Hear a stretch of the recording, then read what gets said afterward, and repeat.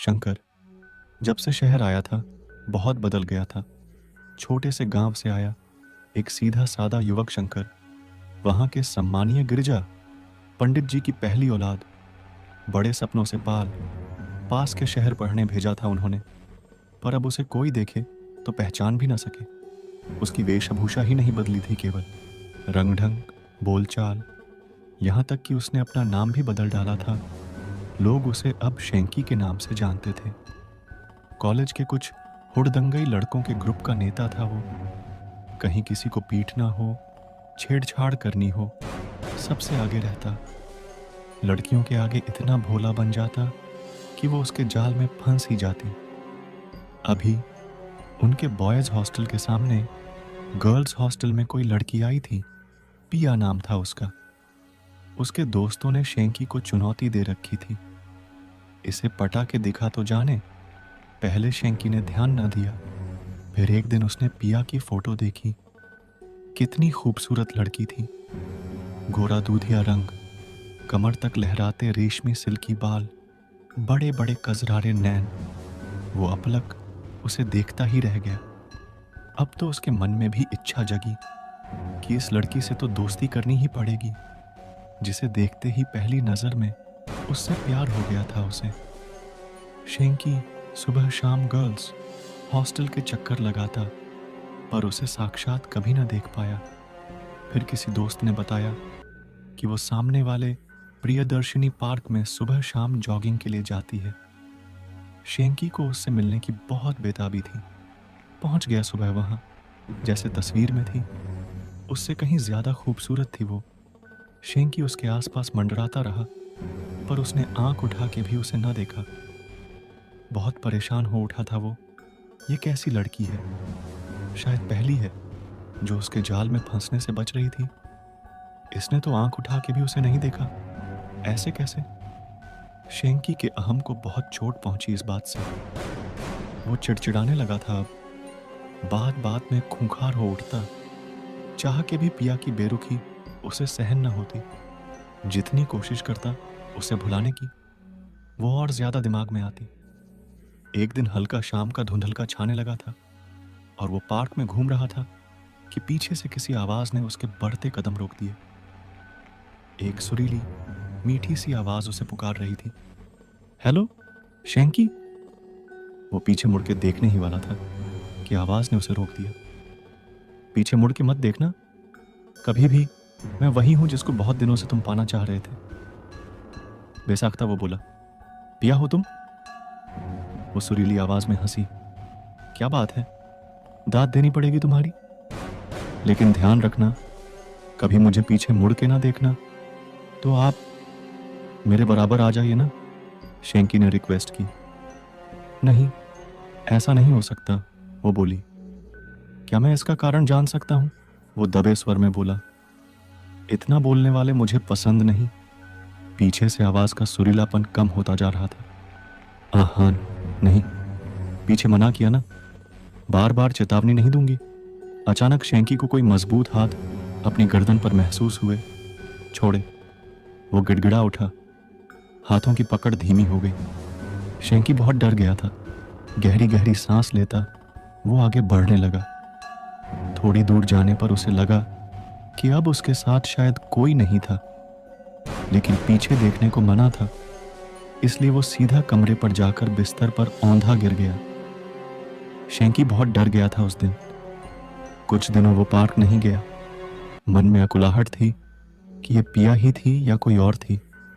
हिम्मत बटोर, आज फिर वहीं चल दिया। पार्क में आज पिया दिखाई नहीं दी थी। वो निराश भी था और रिलैक्स भी। चलो जान छूटी। अभी सोच ही रहा था कि पीछे से चिर परिचित आवाज आई, आज बहुत दिन बाद आए, तबीयत ठीक है तुम्हारी? शाबाश, पीछे नहीं देखना, समझदार हो गए हो, वो बोली। बीमार था, शेंकी कांपती आवाज में बोला। अरे डरो मत, मैं इतनी भी बुरी नहीं। चलो तुम्हें अपनी शक्ल दिखाती हूं आज। अपनी नाक की सीध में चलते रहो, जब मैं कहूंगी तब रुक जाना बस। शेंकी यंत्रवत चलता रहा। सामने एक झील थी, वो आगे, आवाज पीछे। थोड़ी देर में झील के पानी में एक छवि उभरी। एक सुंदर लड़की की। वो पिया जैसी ही दिखती थी। शेंकी गौर से उसे देखता रहा। अचानक उसकी निगाह उसके पैरों तक पहुंची और वो चक्कर खा के गिरने को हुआ। उस लड़की के उल्टे पैर थे। तो क्या ये लड़की नहीं, चुड़ैल है कोई? है भगवान, ये मैं किसके चक्कर में पड़ गया? शेंकी पत्ते की तरह सिहर उठा। क्या सोच रहे हो शेंकी? वो हंसते हुए बोली। कुछ नहीं जी, वो हकलाया। अब लौट चलें। अरे इतनी जल्दी? अभी तो मिले ही हैं। शक्ल अच्छी नहीं लगी क्या मेरी? वो बोली। नहीं नहीं, शेंकी ने कहा तो वो ठहाका लगा के हंसने लगी। शेंकी अब बुरी तरह उसके जाल में फंस चुका था। उसे समझ न आता कि क्या करे। बीमार, डरा हुआ रहने लगा हर वक्त। उसके दोस्त परेशान कि इसे क्या हो रहा है आजकल। एक दिन सोते हुए वो कुछ बड़बड़ा रहा था और उसके प्रिय मित्र ने सुना। वो रोते हुए पिया से खुद को छोड़ने की गुहार लगा रहा था। उसने अगले ही दिन शेंकी के पिताजी को टेलीफोन पर सूचित किया कि शेंकी किसी आत्मा के चक्कर में फंस गया है, आप उसे संभालें आकर। अगले हफ्ते अपने पिता को अचानक आया देखकर शेंकी को बहुत सुखद आश्चर्य हुआ। वो उनसे लिपट के फूट फूट के रोने लगा। उसने कहा, पिताजी मुझे बचा लें, आइंदा कोई गलत काम ना करूंगा। उसके पिता ने सारी बात सुनी, अपने मित्रों से इस बारे में परामर्श किया और शेंकी को सारी योजना समझाई। योजना अनुसार शेंकी सुबह जल्दी ही पार्क पहुंच गया। थोड़ी देर में वो आवाज आई और वो लड़की उससे बातें करने लगी। आज फिर उसने शेंकी को सीधे अपने बताए रास्ते पर चलने को कहा। शेंकी चुपचाप चलता रहा।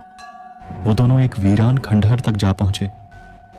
हवा की सनसनाहट, सूखे पत्तों की चिरचिराहट उस जगह को डरावना बना रहे थे। कुछ चमगादड़ उड़कर शेंकी के कान के पास से तीर की तरह निकले। वो डर गया। वो लड़की उसे उस वीराने में लाकर पटकने वाली थी कि शेंकी फुर्ती से पीछे मुड़ा और असावधानी में वो लड़की उसे कुछ न कह पाई। मामला समझ आते ही वो गुर्राई, तुम पीछे कैसे मुड़े? मैं तुम्हारा खून पी जाऊंगी। इतने में ही उस चुड़ैल बनी लड़की को शेंकी के पिता और कई पुलिस वालों ने घेर लिया। इस अप्रत्याशित हमले के लिए वो तैयार नहीं थी।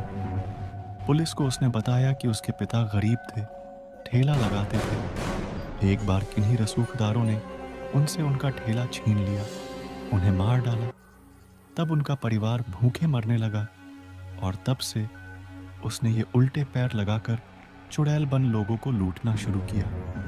वो मानव अंगों की तस्करी भी करवाती थी। उसके बताने से समाज के कई इज्जतदार लोगों के नाम भी सामने आए। शेंकी ने अब तौबा कर ली थी कि पढ़ने आया था शहर, बस पढ़ूंगा। अब से मुझे हीरो नहीं बनना है, अब नहीं बनना। अब दोस्तों, आपको यह कहानी कैसी लगी हमें कमेंट करके ज़रूर बताएं और जल्द ही मिलते हैं एक नई कहानी के साथ जल्दी। तब तक के लिए मुस्कुराते रहिए और वीडियो को लाइक करना बिल्कुल ना भूलिए। तब तक के लिए धन्यवाद।